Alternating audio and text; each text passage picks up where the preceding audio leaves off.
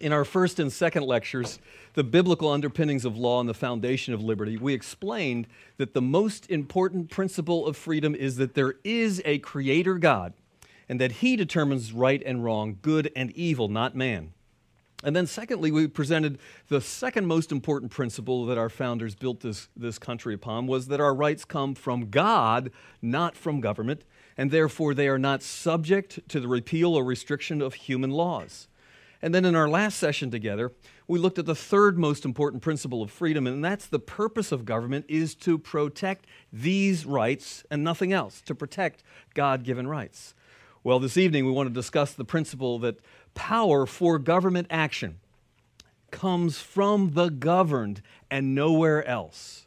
All authority comes from the individual and is provided to their representatives in government through what we call an express powers document called a constitution. The understanding that all authority for government action comes from the people individually, this is the fourth most important principle of freedom and the cornerstone of true freedom in our land.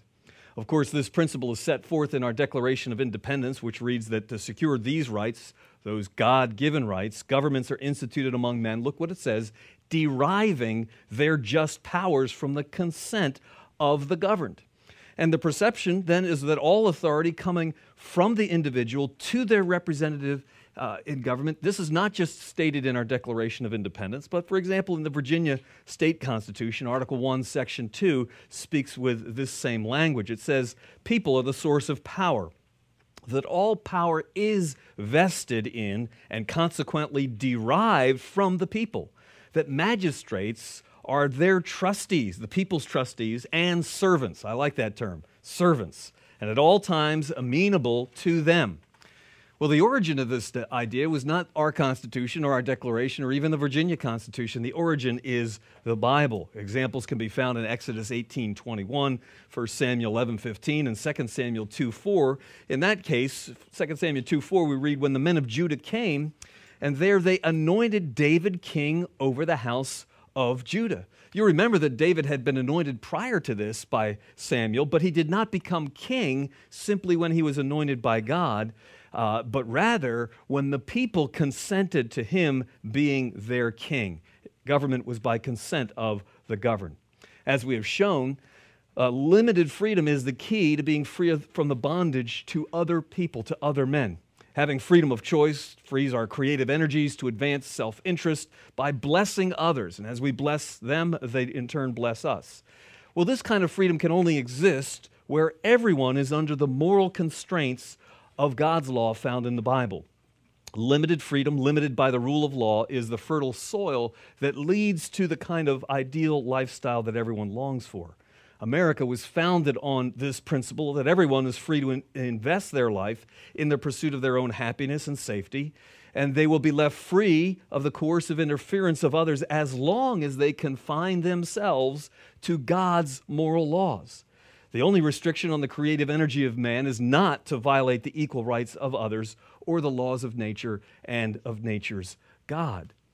Now, freedom as adversary from time immemorial has been statism, absolute state control. Ayn Rand wrote in a report in October '62, a statist system, whether communist or fascist, Nazi, socialist, or welfare type, is based on the government's unlimited power, which means on the rule of brute force. The difference among the statist systems are only a matter of time and degree. The principle is the same. Under statism, the government is not a policeman, but a legalized criminal that holds the power to use physical force in any manner and for any purpose it pleases against legally disarmed, defenseless victims. And statism ultimately never works, and it never will work because it's immoral. It's against the law of God. It consistently violates the God-given rights of mankind. Most people would agree that we as individuals have no right to impose our will on another person. Therefore, it seems strangely absurd when someone enters into the political arena, they suddenly feel compelled to force their will on others. When mortal man is given absolute power, as it is in statism, he tends to become absolutely corrupt. Well, some try to justify that power grab and their actions to say, well, they're representing the collective, the collective will of the majority. And as a result of being elected by a majority, therefore they have the consent of the majority to do whatever they please, while others do so out of some feeling of elitism, that they're better than others, claiming they know what's best for the rest of mankind, and they feel compelled to force their will on others. Of course, they'll tell you that they're doing it for your own good, right? When one man or a group of men or even the vast majority of people force their will on others, this is what our founding fathers clearly called tyranny. According to our founding generation, they defined words, and we find those definitions in Webster's 1828 dictionary. They defined tyranny this way: arbitrary or despotic exercise of power. So we have to ask, what is arbitrary, what is despotic? And arbitrary is depending on the will or discretion of someone. Despotic is absolute in power, having no external control. In other words, no limitations on its power. Therefore, when someone ventures beyond the use of force to protect our rights, and instead they use force to impose their will upon us, even when they're being guided by human reason or their perceived will of the majority of people in society, they are acting tyrannically. Again, the fact remains that it makes little difference whether simply forcing their individual will or forcing the will of a representative group in society, or even forcing the will of 99% of the people, a direct majority in the society. Anytime the will of the majority is used to suppress the legitimate God-given rights of the minority, it is tyranny, no matter what the excuse is. And because individuals are never perceived to have the legitimate authority to impose their will over their fellow man in the same way, if the government is limited to exercising no more authority than an individual does, it will and never can act tyrannically. Therefore, the first reason for insisting that all authority comes from God through individuals is to prevent tyranny. The second reason is to ensure that the people understand that they are responsible for the actions of their representatives in government. If we grant the collective will of the majority, a smaller group or an individual, or even as a king or a potentate, unrestricted arbitrary authority to rule in any way they choose, then there can be no individual unalienable rights as stated in our Declaration of Independence. In fact, if they are granted any control at all over the God-given rights of individuals, it all ultimately amounts to the very same thing. Under individual granted authority, government is constrained and restricted, as we talked about with the C-clamp, restricted to only the use of force as we as an individual are restricted, only to protect life, liberty, and property. Now that reveals that there's certainly a lot more to the phrase deriving their just powers from the consent of the governed than we are often led to believe. Because limited authority is at the heart of liberty and justice for all, let's take a look at how this understanding has come down to us from our founders. See, when the settlers began arriving here on these shores from England, there was a general understanding in the Catholic Church of the divine right of kings, though it had been severely limited by Magna Carta in 1215, and that was even preceded by the Charter of Liberties in 1100, and then in turn those were both followed later by the Englishman's Bill of Rights of 1689. But the Catholic Church was complicit in asserting that authority comes directly from God to the ruler without being limited at all by the consent of the governed or by God's moral law. But the Protestant Reformation reasserted the biblical standard that the civil government is under God's authority, but it only is granted authority through the people, through the consent of the governed. For example, Samuel Rutherford, a pastor in 1644, wrote the book Lex Rex, which is the Latin for law is king. Law is king. Not the king is law, but the law itself is king, God's law. This is what he stated in that book. God hath given no absolute and unlimited power to a king above the law of God. The implication here is that any law in violation of God's law would be as non-binding as if it had never been written. Even the British understood this principle as expressed in the same sentiment consistent with the Reformation principles in what was called the British common law, as we've read in Blackstone's commentaries. Lex Rex continues that to say, when the magistrate doth anything by violence and without, that is outside the law, insofar doing against his office, he is not a magistrate.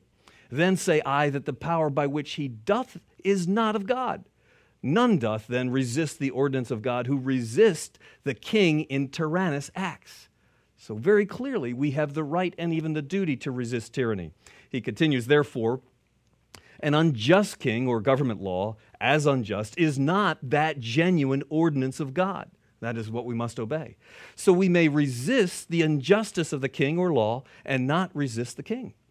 If then any cast off the nature of a king and become a habitual tyrant, he is not from God.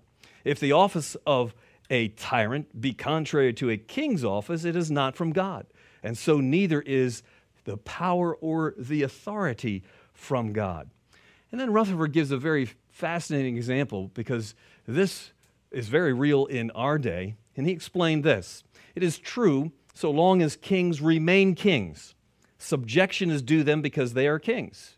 But that is not the question. The question is if subjection be due them when they use their power unlawfully and tyrannically. Consider the illustration he uses here. Whatever David did, though he was a king, he did not as king. For example, he deflowered not Bathsheba as king. In other words, he wasn't using his lawful authority when he did that, right? And Bathsheba might, with bodily resistance and violence, lawfully have resisted King David. I might add that the penalty for rape is death. So had she killed him, she would have been perfectly justified. He was not king in that. Not only might Bathsheba have resisted David, but she, in fact, had a duty and an obligation from God to resist. Clearly, there's been a long history of generally misunderstanding that resisting arbitrary governmental authority is in no way contrary to the biblical teaching of being obligated to submit to God-granted authority. Well, in 1690, another theologian and political philosopher, John Locke, cited over 1,000 references to Scripture in his seminal work, Second Treatise on Civil Government. He put forward the same sentiment as expressed in Lex Rex. He said, wheresoever the authority ceases, the king ceases too, and becomes like other men who have no authority. Therefore, when we resist government edicts that contravene God's law, we're not resisting real authority at all, but arbitrary authority, authority formed out of the thin air, or authority that is assumed.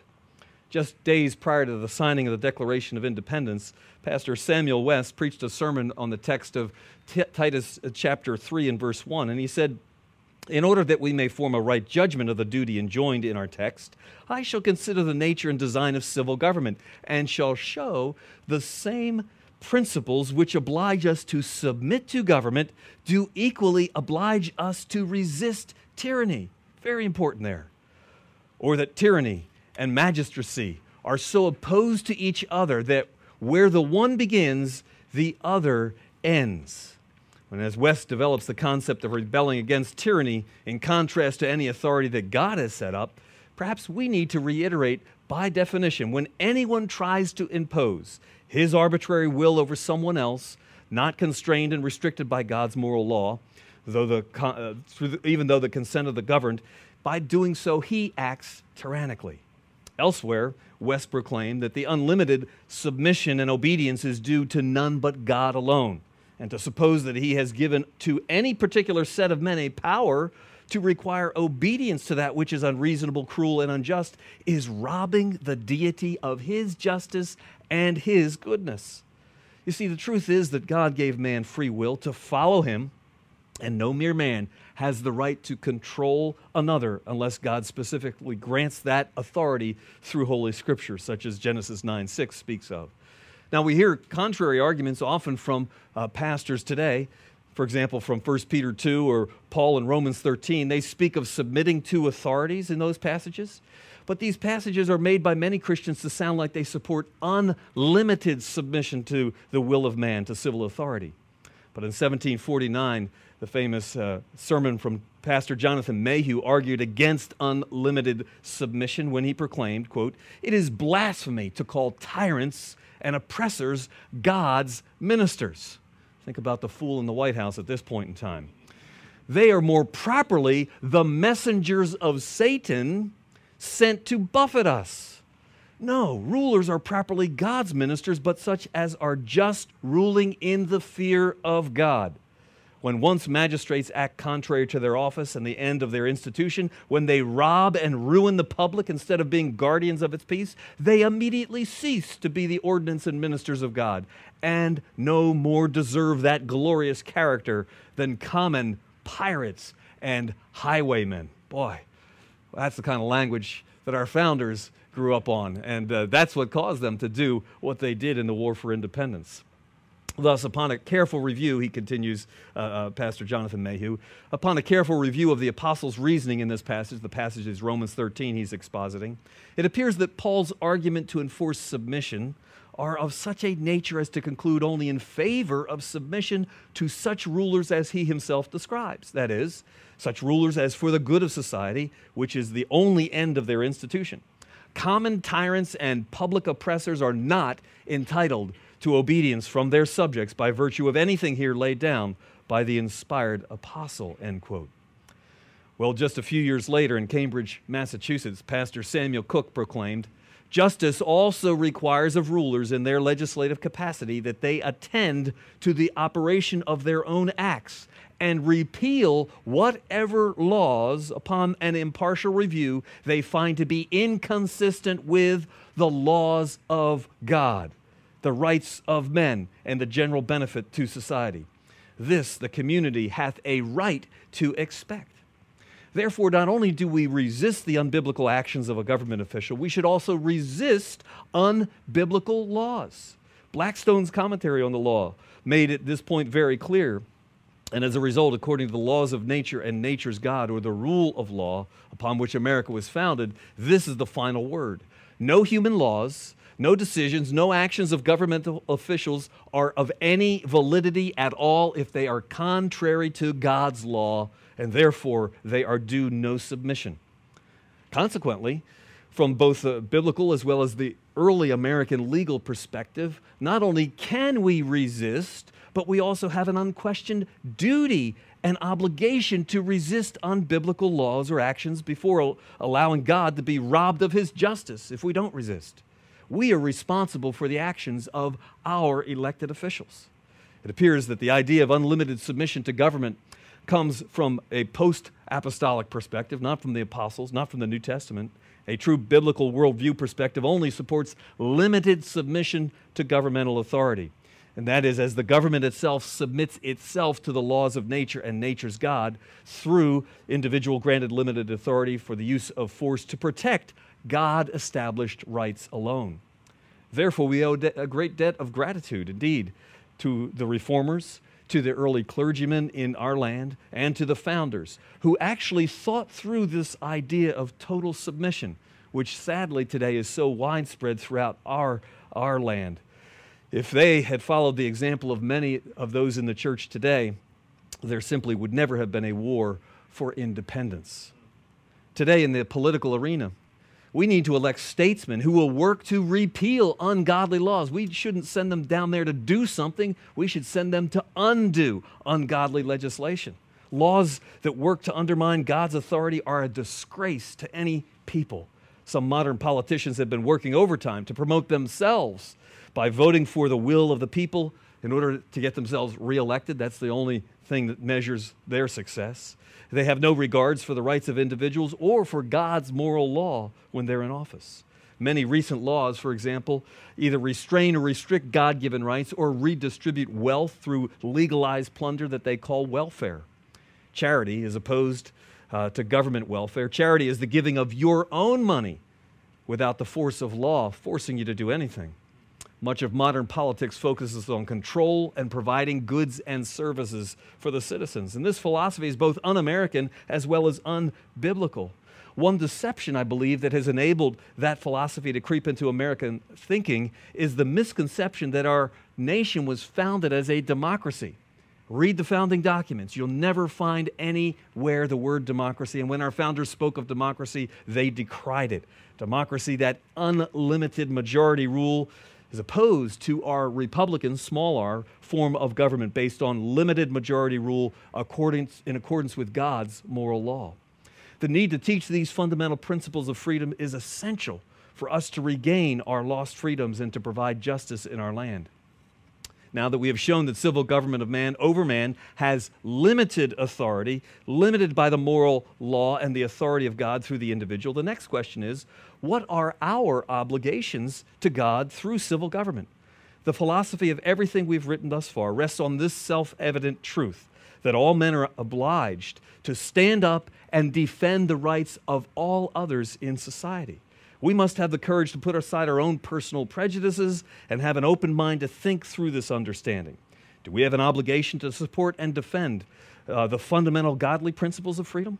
Principles that declare freedom and justice in America was founded on the fixed moral standard of the laws of nature and of nature's God. Rights come from God, not from government. The sole legitimate purpose of just government is to secure our inherent God-given rights, nothing else. All power and authority to protect and secure God-given rights comes from God to the individual and from the individual to his representatives in government through that document that is a limited powers document we call a constitution. Therefore, if we do not have the authority as an individual to do something, we cannot delegate to someone else that which we do not possess.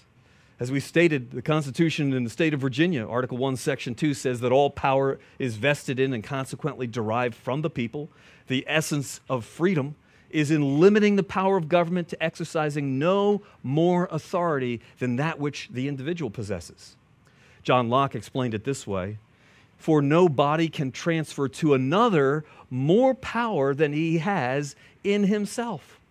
This understanding of government exercises no more authority than the individual has in himself is what the Professor John Eismo calls the cornerstone of freedom. Therefore, if your representatives are faithful to our founding biblical principles, they will be restrained from doing anything that would be wrong or immoral for them to do as individuals. As Thomas Jefferson wrote in his letter to George Logan in 1816, "It is strangely absurd to suppose that 1,000,000 of human beings collected together are not under the same moral laws which bind each of them separately." If government officials are ever allowed to violate this principle, then they become our masters and we, the people, become their servants. The other way around. Well, these are the facts upon which the uniquely American view of law and justice rest. If there is no Creator God, then all of our claims to rights to life, liberty, and property and justice evaporate before our eyes. The only question left then is, how are all these principles incorporated into the United States Constitution, and how can they be enforced by the individual? And that will be the topic of our next lecture together. Thank you.